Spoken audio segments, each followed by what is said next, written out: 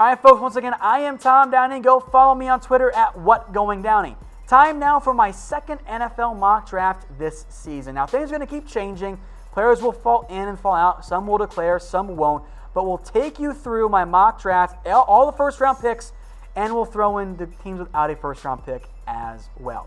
So number one overall, based on the current draft order, please don't at me, the Niners go number one. Nick Bosa is the perfect fit. He is the top prospect for me in this year's class. And the Niners need a legit edge rusher. Nick Bosa is that guy. He is the perfect fit in their 4-3 scheme.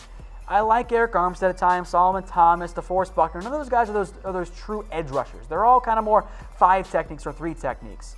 Everyone, by the way, the Niners, the Cardinals, the Raiders, maybe even the Jets, and perhaps the Giants, although they might want a quarterback, they're all blowing for Bosa right now. That's what I'm taglining this season. Blow for Bosa. As of right now, it's the Niners who have the top spot as we sit. All right, some more mock draft picks here. How about Quinnen Williams to Arizona, number 2 overall? Williams came out of nowhere, quite simply. This was not a 5-star recruit. This was not Raekwon Davis. This guy barely played last year. And he has looked unbelievable so far this year. I will not be surprised, given that he can do a little bit more in terms of scheme fronts than Ed Oliver, if Quinnen goes before Ed Oliver this season.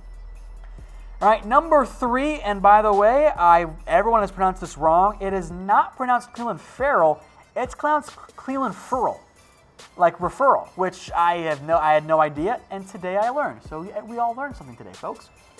I don't love the pick necessarily, but the Raiders and Niners are both kind of in the same spot. If you miss out on Nick Bosa, and you don't want to go quarterback, especially if you're the Oakland Raiders there, you're kind of in an awkward spot. I think Ferrell can be your elite edge rusher. It's definitely a need. He's probably more of a top 7 pick than a top 3 pick. Maybe you try and trade down. But if you don't want quarterback, there's kind of a bit of a disconnect outside that number 1 overall pick. There's really not a bunch of true top 5 guys that really fill the Oakland Raiders' need. So a trade down makes sense. I like Ferrell a lot. He's put up great numbers again this year at Clemson. I think he's really a top 5 pick. Maybe it's a slight reach, but I think it's okay for Oakland, who desperately needs a pass rusher.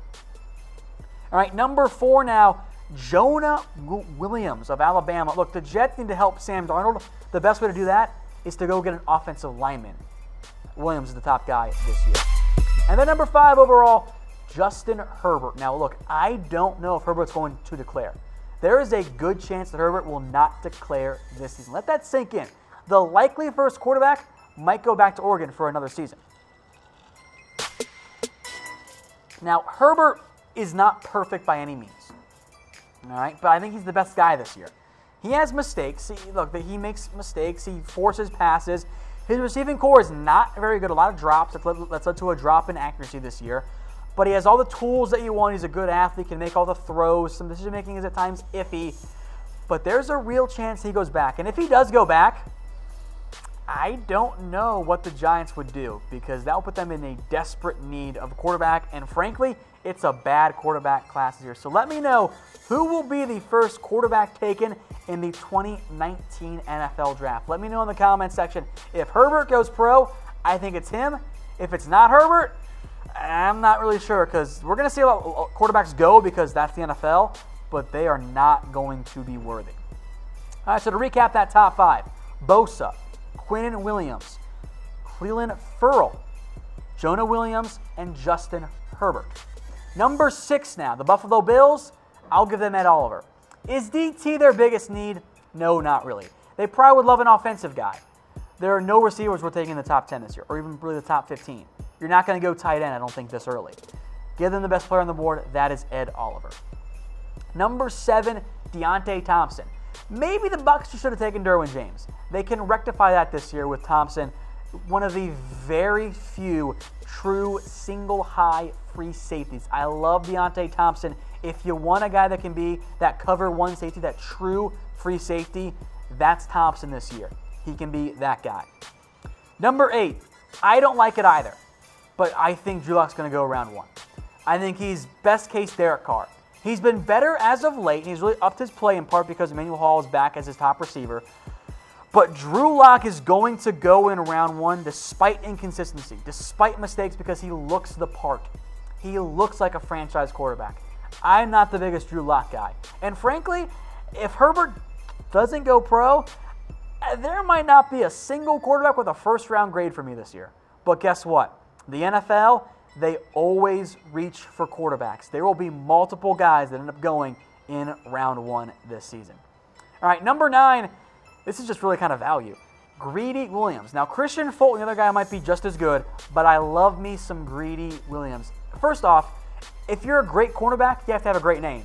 And Greedy checks out as a great name. Kind of plays at times, not saying he's as good, but plays at times like Jalen Ramsey, plus and minuses there. Greedy and Denzel Ward. That's your lockdown cover corner duo out in Cleveland. Number 10, Detroit. They could use some more pass rush help. How about Josh Allen? The edge rusher, who I think is a perfect fit for the Matt Patricia system, has really emerged this year. Has upped his pass rushing game. Frankly, if you really needed him to, I think he could play 3-4 outside linebacker, 4-3 stand, maybe even some 4-3 inside linebacker. He can do a lot of different things for you. He could be maybe not quite the overall coverage guy, but Donta Hightower type in terms of the way that the Lions could use him. All right, folks, today's show is brought to you by BetDSI. Head over to chatsports.com/bet and use promo code LIVE120 for a 120% deposit bonus. Put down $50, they'll give you $60. Put down $100, they'll give you $120. Put down $50, they'll give you $600, but only if you use promo code LIVE120 at chatsports.com/bet. Is the best deal out there. All right, so to recap, Nick Bosa, number 1. Quinnen Williams goes number 2. Clelin Ferrell goes number 3. Jonah Williams, number 4. Herbert, number 5. The Giants get their quarterback. Ed Oliver goes number 6 to the Bills. Deontay Thompson goes number 7.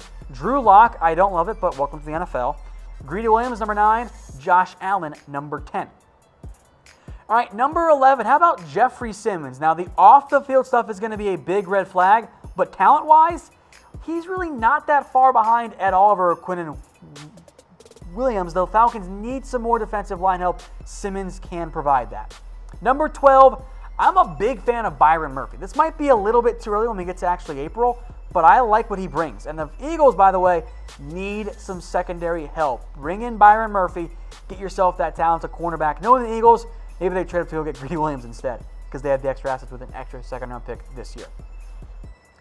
Number 13, Daniel Jones from Duke. I know, it's a Duke quarterback. I don't necessarily love it either, but think about it from the Denver perspective. They need a quarterback because Case Keenum's not it. And Daniel Jones happens to play under David Cutcliffe. Now, I'm not in love with Daniel Jones, but a poor quarterback class is going to push these types of players up. Look, E.J. Manuel went in round 1. If Justin Herbert does not go pro, Jones might go top 10. I don't necessarily love it. There are some tools there. I think he's kind of more of a high-end backup, but maybe he can be a low-end starter, a game manager type. But Daniel Jones, don't be surprised if he ends up going round 1. Number 14, Ja'Kai Polite. I warned you guys on our last mock draft, by the way. Polite's a stud. He is kind of more of a Vic Beasley type pass rusher. Number 14 here to the Green Bay Packers. They need some more pass rush help, and they get it there in Ja'Kai Polite. They got their corners last year. Now they go out and they get their very talented edge rusher in Polite, who I think would be a perfect fit in a 3-4 scheme in the NFL. All right, number 15, Raekwon Davis. Now, their defensive coordinator, Matt Eberflus, was the Cowboys head coach, or DC, linebackers coach / passing game coordinator, my bad, with Dallas. They have and still have David Irving. Raekwon Davis kind of reminds me of David Irving. This big, tall guy that's strong, has kind of underperformed this year, but his elite physical traits are going to get him drafted in a loaded defensive line class. Put Raekwon Davis there as your 3 technique. You're in good shape for the Indianapolis Colts. Number 16, how about Dwayne Haskins, the last of the quarterbacks in this mock draft. Haskins might not go pro. And if he doesn't, that's probably for the best. If he does go pro in a down quarterback class, I think his raw physical tools will get him drafted. He is not perfect. None of these quarterbacks are. There are mistakes that he makes. He forces passes. He has come back on earth after a hot start. But Haskins has what you want as a true prospect. I think his ceiling is higher than a Daniel Jones. As for Will Grier, I think he goes in round 2. I'm sorry, West Virginia fans. I don't think teams are as high on Will Grier, who will be, by the way, a very divisive prospect this offseason. All right, number 17, how about Devin White? Maybe should have gone earlier, but he slides because inside linebackers don't often go that high. Devin White, look, John Gruden has reason to say that the Raiders have lacked a true inside linebacker. Devin White's that guy. A top inside linebacker in this year's class by my eyes. Could even go top 15 or top 10. He is that dynamite inside linebacker who will make a ton of plays for you, will be a tackling machine, even if he's not quite the athlete that Roquan Smith is. Number 18, N'Keal Harry. It's not a great receiver class, but I like Harry a lot. So you put N'Keal Harry and Corey Davis on the outside. I like that duo for the Titans, especially if Corey Davis can finally get things going just a little bit more. All right, number 19, Rashawn Gary. How about this fit here? Think of him as a Michael Bennett type player. That's the exact way he would play. Outside defensive end on base downs, kick him inside on third downs. That's a good fit. Now, the production is a red flag for Rashawn Gary, but I think the talent is there. I think he'll go first round. Has been held back by injuries, but Michael Bennett, I think, is a great comp for him in the NFL. Number 20, Noah Fant, the tight end for Iowa. Bengals, look, I am sorry. I love you guys, but Tyler Eifert is not going to ever stay healthy. Noah Fant comes in. He is your replacement there. All right, some more picks coming in here. How about number 21, Brian Burns, an undersized but a perfect 3-4 edge rusher. The Ravens could use some more help there. Number 22, Greg Little. You got to make changes up front. Bring in Little, a raw but talented prospect. Can be a left tackle down the road. Maybe starts on the right side. Number 23, DeAndre Baker. Probably should have been in my last mock draft. My bad there, folks. Baker, very talented cornerback. Norman might not be long for the Redskins. Either way, they still need some more help. I like Baker there to go mid to late first round. Number 24, David Edwards. He's a right tackle and a damn good one. Plug him in day one. Maybe not quite Mike McGlinchey style, but that type of player, I think. Number 25, Montez Sweat. Testing will be key. I don't think he's an elite athlete, but he's productive. Think of this as a lesser version of Derek Barnett. He produced at the SEC against SEC teams. That's all that matters. Montez Sweat, I think, should definitely go in round one. Now, today's show is brought to you by BetDSI. Go to chatsports.com/bet and use promo code LIVE120 for a 120% deposit bonus. Put down $50. They're going to give you $60 for free to bet with if you use promo code LIVE120 at chatsports.com/bet. Couple first-round picks left. How about the Raiders again? This one from the Bears, Marquise Brown, the Oklahoma receiver. The dude can fly. Now, size is a big red flag for Brown, but the Raiders need a receiver. Brown's the fastest guy by far this year. I think he sneaks in the late first round because teams want that Tyreek Hill type player. Number 27, Yannick Adjust out of West Virginia. Late first, early second round guy, I think. Good tackle. The Chargers could use some help there. They could also look, by the way, for another DT option in a loaded class. Number 28, how about Mack Wilson? I love this kid from Alabama. The next great Alabama linebacker. It's a big need for New England. They seem to like those SEC guys there. Give me Mack Wilson with the Patriots. Number 29, Julian Love, the Notre Dame cornerback there. He's been great this year, along with Baker and Greedy and a bunch of other good corners this year. Pittsburgh needs some help there. Love can take care of that need. Number 30, look, the Rams probably can't keep Sue next year, I wouldn't think.